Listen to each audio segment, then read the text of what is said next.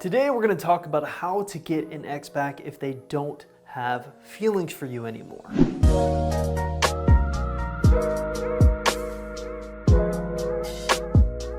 And if you stick around to the very end of this video, I'm going to give you my 4 very best tips that my clients have been using on exes who have said, "I don't love you anymore," or something to that effect.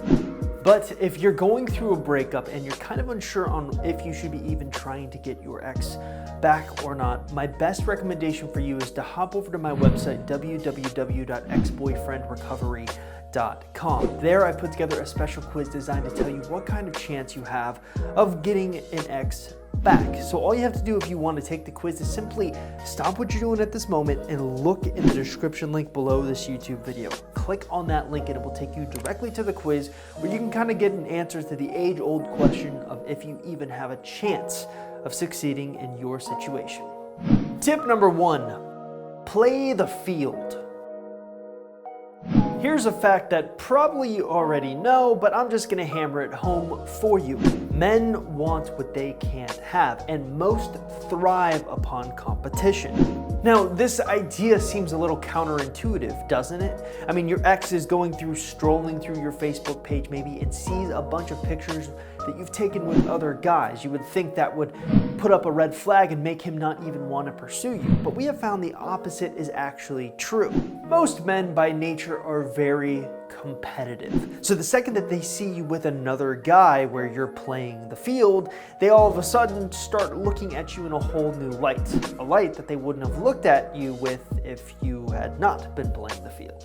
Now, I've written a lot in the past about jealousy. I filmed a lot of videos in the past about jealousy, and there's one singular thing that I want to leave you with on this point. Less is more. Don't make out with a new guy, post the picture or the video of you making out with a new guy on Facebook for your ex and the world to see. More often than not, that's just going to upset your ex. Instead, you should use a jealousy picture. Let's say that you're out on a date with some new guy. He's extremely handsome and you're kind of enjoying yourself. Should you take a picture of him and you as a selfie? No.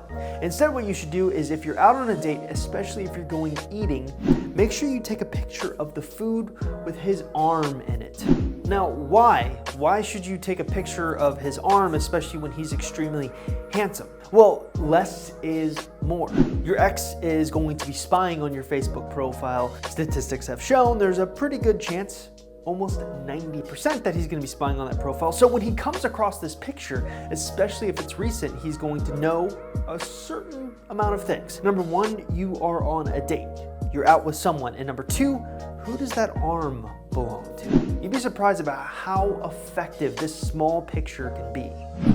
Tip number 2, slowly reintroduce him back into your life.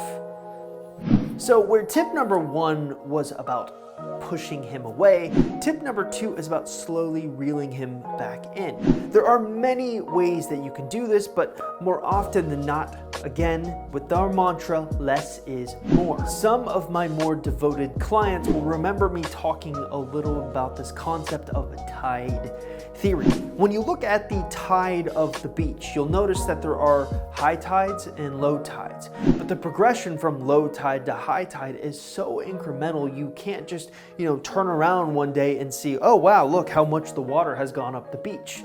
It doesn't work that way. It's a slow, methodical process that if you're watching the tides rise all day long, it is so slow and methodical, you don't even notice it's happening before your very eyes. Well, tide theory, especially when it comes to introducing your ex back into your life, is a little like that. It needs to be slow and methodical and more and more and more deeper as time goes on. Let's say that you and your ex aren't on great speaking terms, especially after he's told you that he has no more feelings for you. So you decide to get back in touch with him. You have a small, short conversation that lasts maybe 2 to 3 text messages from each side. Well, maybe the next conversation you have is going to last 3 to 4 text messages. And then the next one after that, 5 to 6. And then the next one after that, 7 to 8. That is how tide theory works. It's the slow, methodical process of reintroducing him into your life.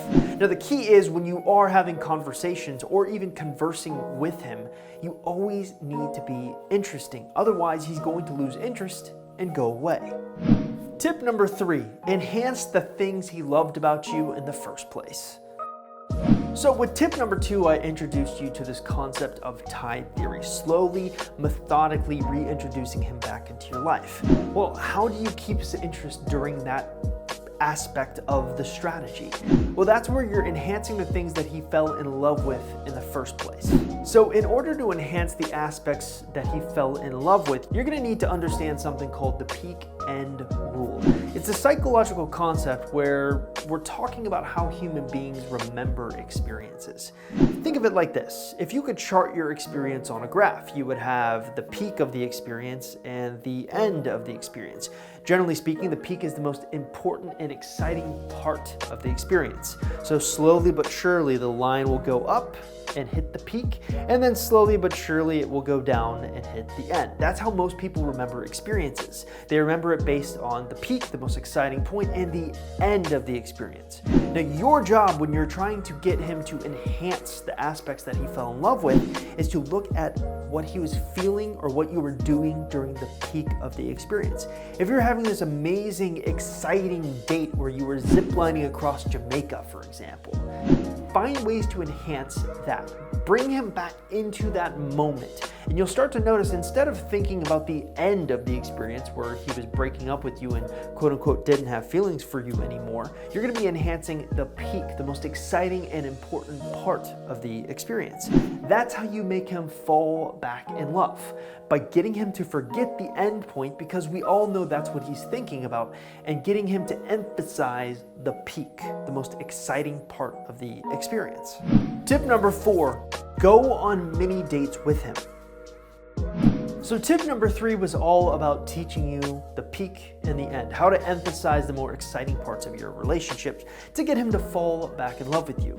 But how can we do that? Well, one of the most effective ways we can do that is by getting him to go on a mini date with you. But here's the trick. Don't get him to just go on any mini date. Get him to go on a mini date where he's helping you do something. Rock climbing is a great example of this. Let's say that you haven't rock climbed very much at all before, but he has.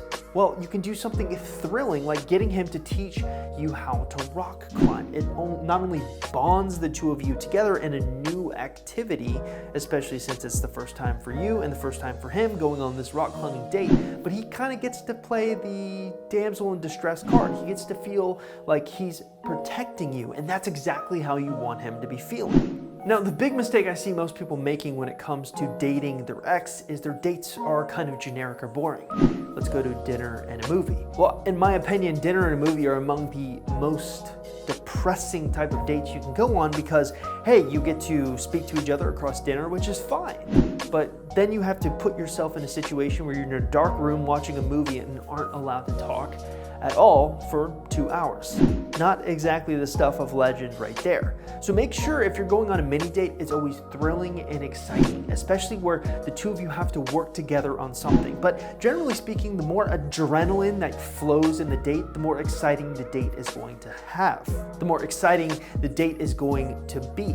I'll give you an example. There's this concept called misattribution of emotions.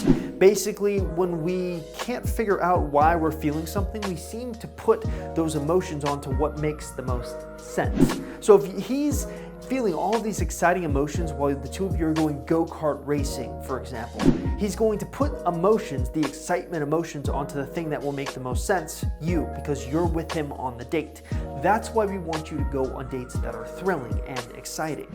Hey, thank you so much for getting to the end of the video. If you haven't already, again, make sure you take that X Recovery Chances quiz. If you want to take the quiz, it's pretty simple. Just look in the description link below this YouTube video and click on it. That will pretty much take you to the quiz where you can answer the questions and get an idea of if you have a chance of getting your ex back. The other thing I want you to do, if you haven't already done, is subscribe to my YouTube channel so that you can get updates anytime I come out with a new video or respond to any one of your comments in any of my videos. Thank you so much for making it to the end. I'll see you guys next time.